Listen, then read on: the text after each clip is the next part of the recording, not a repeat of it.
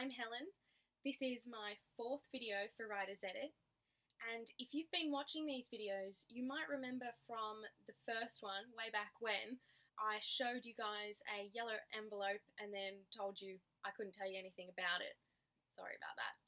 Now, I can tell you about it. So, it's been officially announced that Inkerman and Blunt, so the Melbourne publisher, has signed my first novel, and it's due to be published at the end of this year.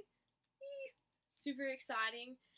And so with that in mind, what I thought I'd do is kind of share with you a couple of lessons I learnt along the way. First lesson, number one, be honest with yourself about whether the manuscript is ready to be put out into the world or not. So a little bit of backstory on that. The first draft of my novel was in first person, and I kind of had a niggling feeling that maybe that wasn't quite working. But obviously, your novel's your baby. You've spent so long on it, and I kind of wasn't ready to rewrite the whole thing. Basically, I'd spent a lot of time writing it and a lot of time editing it.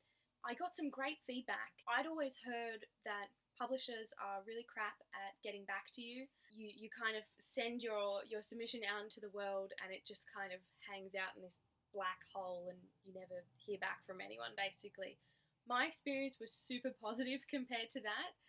So I heard back from nearly all the people that I submitted to, and the majority of responses were great, as in they wanted to read more. They were asking me questions about my writing experience. So that was all really good. And then it kind of got a little bit further and a little bit further, and the kind of common thread in their feedback was, oh, it's not quite ready yet. And I knew what it was. I took the manuscript back and just went ahead and rewrote it in third person as it should have been from the beginning, and worked really hard at refining all the issues that then that raised. And so be honest about where the manuscript's at and make sure it's as perfect as it can be before you submit it to publishers. Know how to balance between making it as perfect as it can be, but also recognizing that it's not going to be perfect. It's hard to find that balance, but if you can, that's great, and you'll be a happier writer for it. The second thing that I would advise is having a submissions spreadsheet.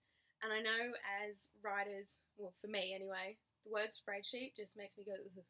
Like, I don't like spreadsheets. I don't like maths. I don't like all those tiny little squares just taunting me. But a really good friend of mine, Ben, he sent me his submission spreadsheet, and so I didn't really have to do anything except put in the publishers that I was submitting to. But this was amazing. So you have like columns for the publisher, their email address, their Twitter handle, when you submitted, what their response time is like, and then the result. I'm a big believer in multiple submissions, so I don't want to send one submission and then wait 6 months before I can send it out to everyone else. I think as a writer, you have earned the right to send this to as many people as you can at a time. And if someone wants it and tells you, great, but you shouldn't be waiting around 6 months on one person. And rant on that. But submission spreadsheet, amazing. It will make managing those submissions and the waiting times and knowing when you can follow up and things so much easier. So if you take one thing away from this video, it'd be that. Another thing I didn't really realise when I first started submitting the manuscript was how many other elements there are to a submission. So you have your manuscript, obviously, but then there are things like a synopsis. And that can be two different types of synopsis. It can be a 300-word synopsis. It can be a one-page synopsis, or however long they want it to be. So you can have multiple versions of just a synopsis. And then you have something called a covering letter. Then you have an author bio. You may or you may not have a query letter. So there are all these different aspects to a submission that you've got to then do after you've perfected your manuscript. So I would advise having those ready, like spend a week, spend 2 weeks, or however long you want, getting all those elements ready. So then when you look at a publisher's submission guidelines and they say, we want your manuscript, we want a synopsis, we want an author bio, and we want a covering letter, you go, yep, I have all of those things, here you go, and you send them off on their way.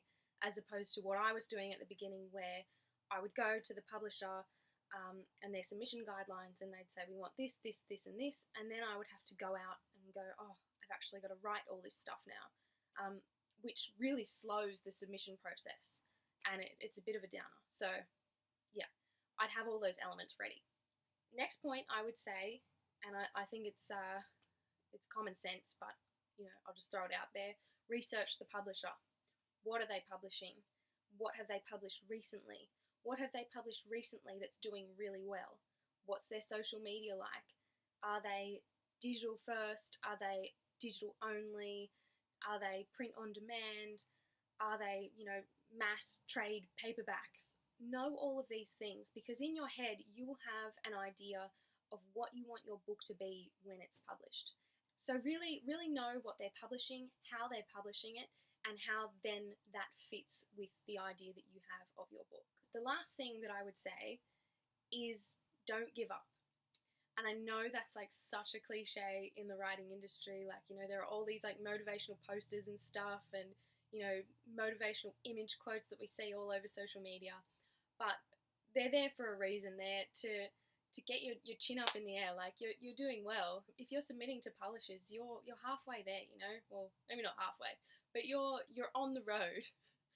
But yeah, don't give up. I mean, my journey at the beginning, it seemed so promising. Like, I had such great reactions from publishers when, to be honest, I'd set myself up for disappointment. I kind of knew that it was really hard to get people interested, especially in a first-time author. So I kind of sent it off and then tried to forget about it because I wasn't expecting, big replies or anything. And so then I kind of got all this interest, and I was like, hey, this, maybe I'm going to have this fairy tale submission story, which, I'm at the end of that tunnel now. But at the time, it was like a year and a half of, constant checking my emails and back and forth with editors, and so many close calls that, I was offered a contract, but it wasn't quite what I wanted. You just got to keep going, because if you are dedicated enough in perfecting your work, if you are dedicated enough to try and get it out there, I really think it'll happen. So all of those are my tips, advice, kind of personal anecdotes for the submission process, and I hope you could take something away from it. And yeah, thank you very much for watching. See you next time. Bye.